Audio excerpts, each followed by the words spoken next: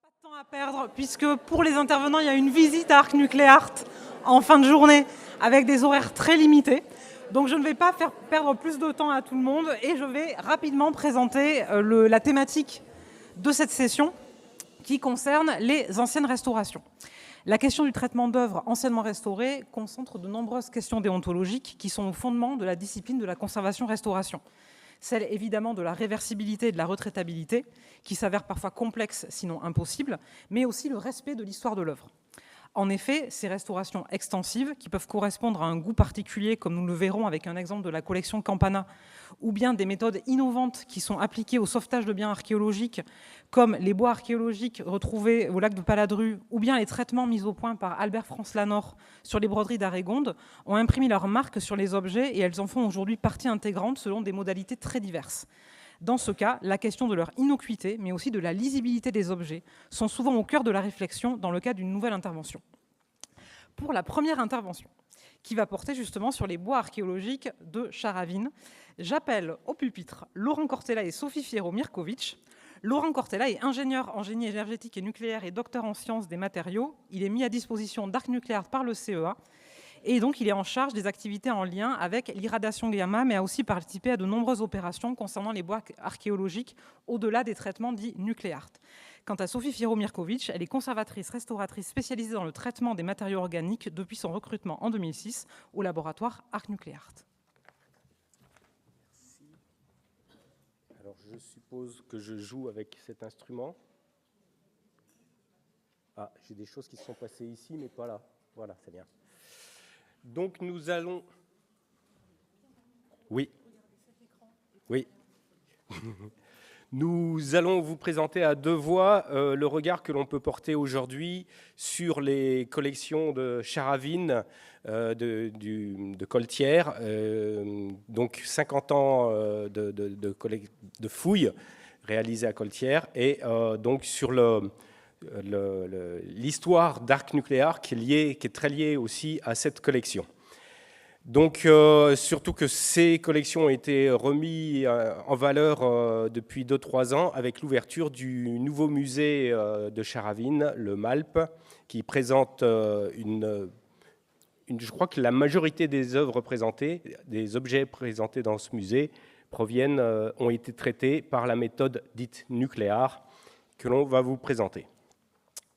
Donc, il s'agit des objets trouvés sur le site médiéval de Coltière, à Charavine, un site qui a livré énormément d'objets. On parle de 7500 numéros d'inventaire. Et puis, ça a commencé en 1972, donc il y a un peu plus de 50 ans, en même temps que les débuts d'Arc Nucléaire qui avaient commencé en 1970. Donc, il s'agit majoritairement d'objets en matériaux organiques. Vous voyez ici les conditions de fouille. Et l'archéologue de l'époque a décidé que tous ces objets seraient traités par cette technique qui était naissante, que l'on appelle la technique nucléaire, qui donne des résultats de conservation extrêmement solide, extrêmement mécaniquement très stable, chimiquement très stable et très adapté aux conditions climatiques quelles qu'elles soient. Donc, c'est devenu une collection de référence. L'idée, c'était d'en faire une collection de référence qui soit manipulable par les étudiants, qui soit manipulable par les chercheurs, qui puisse voyager, qui puisse être présentée dans différentes expositions. Alors, un petit retour sur le bois archéologique. Le bois archéologique, c'est un bois qui a été conservé dans des conditions humides. C'est ce qui a permis de le préserver des ravageurs que sont les insectes et les champignons. Mais il y a quand même des bactéries anaérobies qui attaquent un petit peu ce bois. Et puis, il y a de l'érosion aussi chimique.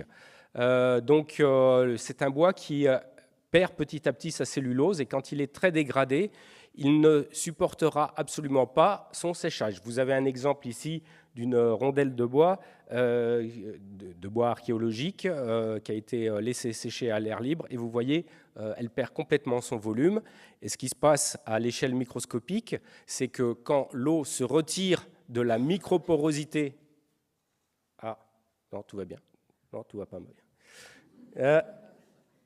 Quand l'eau se retire de la microporosité, l'eau liquide se retire de la microporosité du bois, elle exerce des forces capillaires et la paroi cellulaire est tellement dégradée qu'elle est incapable de soutenir ces forces capillaires et il y a effondrement. C'est-à-dire que ces parois cellulaires cassent et donc c'est complètement irréversible. C'est un effondrement qui est complètement irréversible et on peut perdre jusqu'à 80% du volume de l'objet initial. Ah. Et ça ne passe plus. Ah. Je suis désolé, ça ne passe pas. Ah, merci. Je ne sais pas si c'est moi qui l'ai fait passer ou si c'est en régie. Donc, le traitement conventionnel utilisé un peu partout dans le monde et que nous utilisons nous aussi depuis des années, mais que nous n'avons pas utilisé sur cette collection, consiste à, pour faire simple, c'est un raccourci que je vais faire, remplacer une part de la cellulose perdue par un consolidant, un polymère solide, le polyéthylène glycol, qui sera imprégné en solution, il se passe des choses, donc on va imprégner, on va dissoudre ce consolidant dans l'eau et par bains successifs, on va essayer d'en faire passer de l'ordre de 35% en général dans le bois par des bains successifs. Et ensuite, on fera sécher, si vous pouvez passer la diapo d'après, parce que là, je ne la passe pas. Je ne sais pas si c'est la zapette qui est... Voilà. Ensuite, on va faire un séchage par lyophilisation. Donc, le séchage par lyophilisation, c'est un séchage par le froid et par le vide. On va d'abord congeler. Alors, comme il y a du polyéthylène glycol qui a un antigel, on va congeler à moins 30 degrés. Et ensuite, on va faire le vide. Et l'eau qui est sous forme de glace va se sublimer, c'est-à-dire passer directement de l'état solide à l'état gazeux, sans l'état liquide. Et donc, il n'y a pas de retrait de l'eau liquide, donc il n'y a pas de force de capillarité. Donc, on évite comme ça l'effondrement cellulaire. L'alternative, c'est le traitement nucléaire. Alors, le traitement nucléaire, c'est un traitement qui se fait en deux phases. Une phase d'imprégnation de résine radiopolymérisable, on utilise le styrène polyester, puis une phase de radiopolymérisation sous irradiation au rayonnement gamma, qui est un rayonnement très pénétrant. Alors, quand on a des objets en bois sec, et les premiers objets traités étaient en bois sec, on fait une imprégnation sous vide pression, on fait dégazer toute la microporosité de l'objet, ensuite on fait monter le niveau de résine jusqu'à immersion totale de l'objet. Pour être sûr que la résine rentre bien à cœur de toute la microporosité, on va monter sous pression isostatique bien sûr, et ensuite on pourra ressortir l'objet, essuyer les surfaces et donc présenter l'objet aux sources de rayonnement pour faire durcir la résine qui est retenue dans la microporosité de l'objet et qui comble l'ensemble de la microporosité de l'objet. Donc toute la résine qui est dans cette microporosité passe de l'état liquide à l'état solide sans évaporation. Donc il n'y a pas de perte de volume de consolidant, contrairement aux autres techniques classiques de consolidation. Ce qui nous permet d'avoir un maximum de consolidant dans l'objet.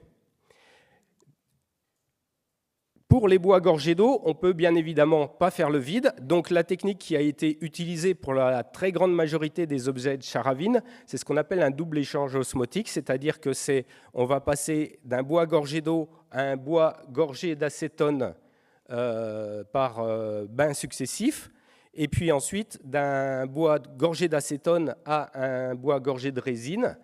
Tout ça parce que la résine n'est pas miscible dans l'eau. une fois qu'on a fait ce travail, on pourra irradier de la même manière que si c'était un bois qui avait été imprégné en vide pression.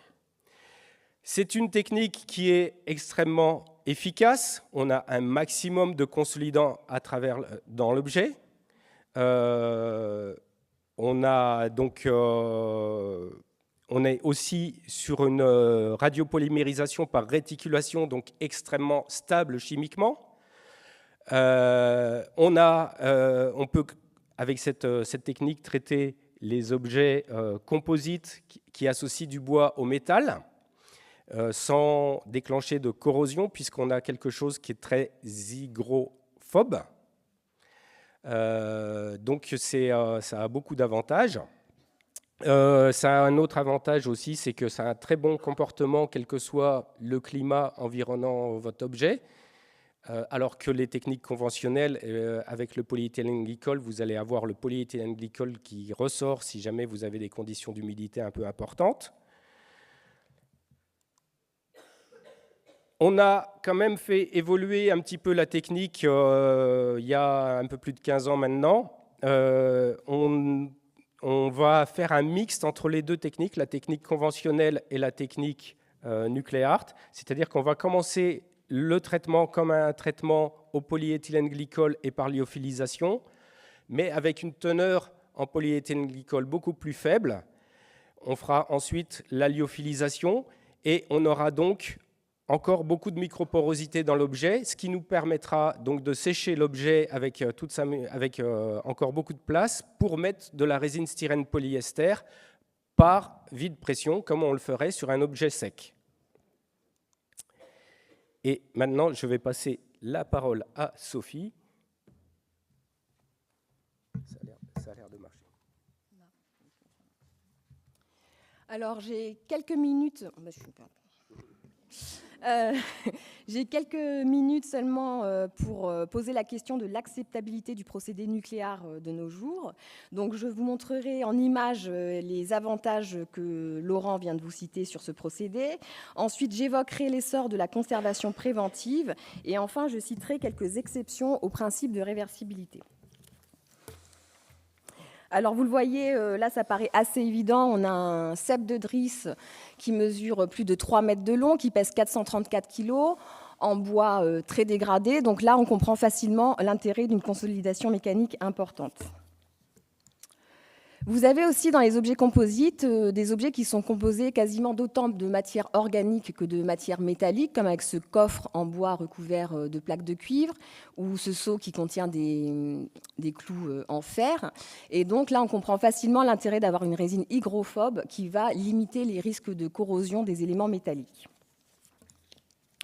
Et puis, vous avez, concernant l'adaptabilité environnementale de ce procédé, vous avez cette encre massive qui a été traitée dans les années 1990 par le procédé NucleArt, qui a été présentée pendant 30 ans dans l'ancien musée archéologique de Narbonne, un bâtiment historique dont les murs, la salle dans laquelle elle était présentée, les murs avaient du salpêtre, donc de très mauvaises conditions environnementales. Et on a donc faire une expertise 30 ans après, et le bois s'était très bien comporté du fait d'avoir été traité par la méthode NucleArt, ce qui a permis ensuite de présenter l'objet dans des conditions environnementales adaptées dans le nouveau musée, le musée Narbovia. Et puis, donc, le souci de la conservation du patrimoine est très ancien, puisque dès l'Antiquité, on trouve des papyrus qui ont été traités avec de l'huile de cèdre pour éviter les dégradations par les moustiques. La conservation et la restauration ont connu de multiples développements, de multiples transformations, jusqu'aux chartes déontologiques que l'on applique actuellement. Et puis, ce qui est important aussi, c'est l'essor de la conservation préventive à partir des années 80. Donc, je pense que tout le monde connaît. Donc, la conservation préventive va permettre de traiter l'objet, mais d'englober tout ce qui tout ce qui est des facteurs impactant la conservation de l'objet, donc aussi bien l'aspect financier que les bâtiments, que les conditions environnementales ou que la formation du personnel. Donc la conservation préventive, ça va nous permettre d'avoir des conditionnements adaptés avec des matériaux stables dans le temps, qui vont faciliter l'appréhension pour éviter les fragmentations au moment des manipulations, et puis qui vont faciliter aussi l'étude par les archéologues. On le sait tous, les notions de climat sont très importantes, et ça, c'est intégré dès les interventions curatives, puisque les interventions de conservation curative, puisqu'on va toujours fournir des recommandations sur le climat à respecter pour conserver l'objet dans de bonnes conditions. Malgré tout, une enquête publiée en 2024 de l'ICOM révèle que les personnels font face, les structures font face à un manque de formation des personnels, ce qui peut aboutir par exemple à cet objet en bois archéologique qui a été refixé avec de la pâte à coller suite à un support défaillant ou à des fragmentations liées à des manipulations peu adaptées. Le souci de conservation préventive est maintenant vraiment complètement intégré, donc il y a beaucoup de bonne volonté, mais au niveau de l'application, ce n'est pas forcément toujours très pertinent, et des fois on a des conditionnements qui ne sont pas des plus performants pour sécuriser l'objet. Et puis 27% des musées disent avoir de grosses difficultés à maintenir une humidité stable et un climat stable et adapté pour leurs objets. Et donc là, vous avez des bois traités polyéthylène glycol à saturation, suivi d'un séchage contrôlé, et qui ont été conservés dans des conditions environnementales bien trop humides, ce qui fait qu'on a des apparitions de déflorescence blanche sur les bois. Enfin, l'enquête révèle un manque cruel d'espace de stockage, et donc là vous avez le stockage de bois gorgé d'eau avec les moyens du bord, donc en milieu humide, mais avec les moyens du bord sur ce musée de site, dans l'attente d'avoir des locaux et des infrastructures plus adaptées. Alors dans ce contexte, quelles sont les exceptions au principe de réversibilité ? Vous avez cette serrure de chêne, en fait, qui est assez massive, en bois dégradé, pour laquelle on a fait un traitement polyéthylène glycol lyophilisation classique, mais pour laquelle on s'était gardé l'option d'intervenir avec un nucléaire. Bon, et finalement, l'objet était suffisamment consolidé et était amené à être présenté dans des conditions environnementales adaptées, ce qui fait qu'on n'a pas poursuivi le traitement plus loin et qu'on s'est contenté d'un traitement polyéthylène glycol suivi d'une lyophilisation. En revanche, la demi-roue que vous voyez à côté, elle était en bois très dégradé, et donc on a poursuivi par une imprégnation de résine styrène polyester irradiée, afin d'avoir un objet qui puisse supporter son propre poids et de faciliter l'accès et pour étude aux archéologues. Alors, on a un objet atypique avec l'épave d'Arleron 3 qui mesure près de 30 mètres de long, qui a été prélevé par tronçon. Et donc, vous voyez sur l'image du haut, en noir, ce sont tous les éléments métalliques. Donc, les clous ont été retirés. En revanche, la proue, qui présentait énormément d'éléments métalliques qu'il était impossible de dissocier, a été traitée par nucléaire mixte, alors que le reste de l'embarcation a été traité par un simple polyéthylène glycol. Donc là, vous voyez les interventions d'imprégnation résine styrène polyester, enfin le traitement nucléaire mixte. Et vous voyez l'objet donc avec une partie traitée nucléaire mixte et le reste de l'embarcation traité polyéthylène glycol lyophilisation. Alors je reviens aux collections de référence. Vous avez à droite. Vous avez à votre droite la collection de référence du néolithique qui vient du site de Clairvaux.